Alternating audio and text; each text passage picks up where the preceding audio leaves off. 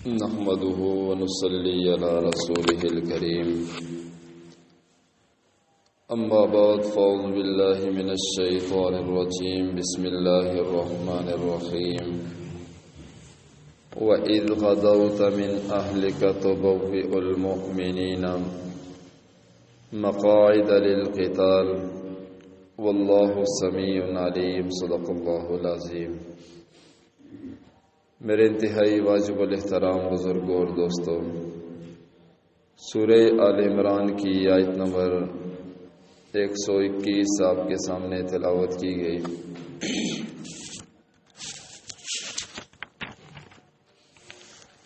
اس سے پہلی آیت کریمہ میں ذکر تھا وَإِن تَصْبِرُوا وَتَتَّقُوا لَا يَضُرُّكُمْ كَيْدُهُمْ شَيْئًا، اور اگر تم صبر سے کام لوگے، تقوی اختیار کرو گے اور اللہ تعالیٰ سے ڈرتے رہو گے تو کافروں کی طاقت، ان کا مکر اور تدبیر تمہارا کچھ نہیں بگاڑ سکے گی۔ تو آگے اللہ تعالیٰ نے دو موقع بیان فرمائے ہیں کہ ایک موقع پر یعنی بدر کے میدان میں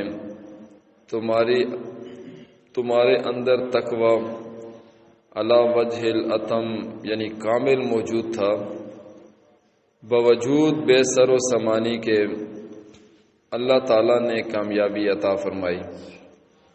اور دوسرا موقع غزوہ احد کا تھا کہ غزوہ احد کے موقع پر بعض سے صحابہ نبی علیہ الصلوۃ والسلام کی نافرمانی ہوئی تھی بعض صحابہ کرام سے، تو اس کا نتیجہ سب کو بھگتنا پڑا۔ ان آیات میں ذکر زیادہ تر جنگ احد کا ہے، درمیان میں بدر کا بھی ذکر ہے۔ احد پہاڑ کا نام ہے جو اس وقت مدینہ طیبہ سے تقریباً 2-3 میل کے فاصلے پر واقع تھا، اور اب وہ مدینہ منورہ کے حدود میں ہے۔ اس کے بارے میں نبی علیہ الصلوۃ والسلام نے فرمایا تھا کہ احد پہاڑ ہم سے محبت کرتا ہے اور ہم احد پہاڑ سے محبت کرتے ہیں۔ چونکہ یہ غزوہ احد ہجرت کے تیسرے سال 11 شوال ہفتے کے دن پہاڑ کے دامن میں پیش آیا تھا، اس لیے اس کو غزوہ احد کے نام سے پکارا جاتا ہے۔ اس غزوے میں مسلمانوں کی تعداد 700 تھی اور مقابلے میں کافروں کی تعداد 3000 تھی۔ احد پہاڑ کے پاس ایک چھوٹا سا ٹیلہ ہے، اس کو جبل رما کہتے ہیں۔ نبی علیہ الصلوۃ والسلام نے 50 آدمیوں کا ایک دستہ، ایک جماعت حضرت عبداللہ ابن جبیر رضی اللہ تعالیٰ عنہ کی امارت میں مقرر فرمایا کہ تم نے جبل رما پر ٹھہرنا ہے اور پہرا دینا ہے، نگرانی کرنی ہے، فتح ہو یا شکست تم نے مورچہ یعنی یہ جگہ نہیں چھوڑنی جب تک میرا حکم نہ آ جائے۔ تو اللہ تعالیٰ نے مسلمانوں کو شروع ہی میں فتح عطا فرمائی اور کافروں کو شکست کا سامنا ہوا۔ وہ ہتھیار چھوڑ کر، کپڑے چھوڑ کر، جوتے اور پگڑیاں چھوڑ کر بھاگے۔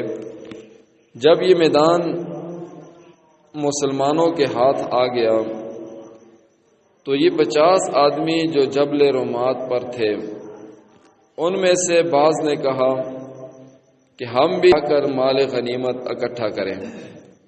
امیر لشکر نے کہا کہ نبی علیہ الصلوۃ والسلام نے حکم دیا تھا کہ ہمیں فتح ہو یا شکست ہو تم نے یہ جگہ نہیں چھوڑنی۔ دوسرے جذباتی لوگ کہنے لگے کہ ہاں بالکل ٹھیک ہے، آپ علیہ السلام نے فرمایا تھا۔ آپ علیہ السلام کا حکم سر آنکھوں پر، مگر مقصد یہ تھا کہ یہاں ہماری ضرورت پڑے گی، اور اب یہاں ہماری ضرورت کیا ہے؟ امیر لشکر کے منع کرنے کے باوجود مورچہ چھوڑ کر چلے گئے تو امیر لشکر اور تقریباً 10 ساتھی مورچے پر قائم رہے تو حضرت خالد بن ولید رضی اللہ تعالیٰ عنہ جو اس وقت تک مسلمان نہیں ہوئے تھے اور جنگی امور کے بڑے ماہر تھے، جب انہوں نے دیکھا کہ اہم مورچہ خالی ہو گیا ہے تو وہ 200 آدمی لے کر اس مورچے کی طرف سے حملہ آور ہوئے مسلمانوں پر۔ جو حضرات مورچے پر تھے ان میں سے اکثر وہیں شہید ہو گئے۔ چند ایک بچے خالد بن ولید رضی اللہ تعالیٰ عنہ نے آواز دی کہ میں پیچھے سے آ گیا ہوں، تم آگے سے پلٹو۔ تو کافروں کی ہمت بڑھ گئی تو وہ آگے سے واپس لوٹے، افراتفری مچ گئی، گمسان کی جنگ شروع ہو گئی، دھول اڑ رہی تھی، پتہ نہیں چل رہا تھا کہ کون کس کو مار رہا ہے، حتیٰ کہ حضرت حذیفہ کے والد حضرت یمان رضی اللہ تعالیٰ عنہ مسلمانوں کی اپنی ہی تلوار سے شہید ہو گئے۔ نبی علیہ السلام کے دانت مبارک شہید ہوا، چہرہ اقدس زخمی ہوا۔ سید الشہداء حضرت امیر حمزہ رضی اللہ تعالیٰ عنہ شہید ہو گئے۔ اور یاد رکھنا سید الشہداء کا لقب صرف حضرت حمزہ رضی اللہ تعالیٰ عنہ کا ہے، صحابہ کرام میں یہ لقب اور کسی کو نہیں ملا۔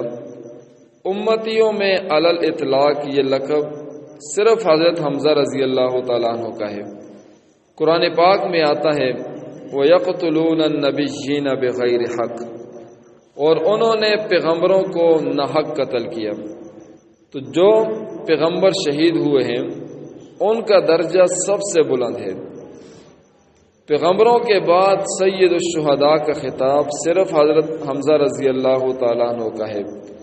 ہاں اگر لغوی طور پر کوئی کسی کو کہے تو الگ بات ہے، مگر اصطلاحی طور پر سید الشہداء صرف حضرت حمزہ رضی اللہ تعالیٰ عنہ کے لیے بولا جاتا ہے۔ تو ان آیات میں غزوہ احد کا ذکر ہے۔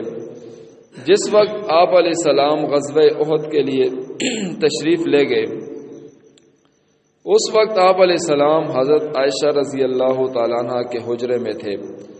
وہاں سے آپ علیہ السلام تشریف لے گئے تو اللہ رب العزت فرماتے ہیں وَإِذْ غَدَوْتَ مِنْ أَهْلِكَ، اور جب آپ علیہ السلام نکلے صبح کے وقت اپنے گھر سے، تو اہل کا مصداق حضرت عائشہ صدیقہ رضی اللہ تعالیٰ عنہ ہے، کیونکہ آپ علیہ السلام حضرت عائشہ صدیقہ رضی اللہ تعالیٰ عنہ کے حجرے میں تشریف فرما تھے۔